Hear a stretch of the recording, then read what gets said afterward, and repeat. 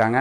திமுக சைடில் யார் வேட்பாளர் அப்படிங்கிற பெரிய கேள்வி ஒன்றும் போயிட்டுருக்கு. என்ன காரணம்னா, திமுக சைடில் வேட்பாளர் வந்து ஒரு பலமாக அறிவிக்கணும்னு எதிர்பார்க்காங்க. அதுக்கு சீனியர் தலைகள் வர்றாங்களான்னா, ஏற்கனவே இருக்கக்கூடிய பொங்கலூர் பழனிசாமி, அடுத்தது மு. கண்ணப்பன், இவங்களுக்கெல்லாம் வயசாயிருச்சு மட்டும் இல்லை, அவங்கெல்லாம் போட்டியிலிருந்து எனக்கு வேண்டாங்கிற அளவுக்கு ஒதுங்கிட்டாங்க. அதனால் இளைய தலைமுறை சேர்ந்தவங்களை நிறுத்தலாங்கிற அந்த பேச்சு போயிட்டுருக்கு. அநேகமாக சென்னையிலேயே, அதாவது உள்ளூரில் இருக்கக்கூடிய திமுக மாவட்ட செயலாளர்களுக்கு யார் வேட்பாளருங்கிறது ஒரு புரியாத புதிராக இருக்குது.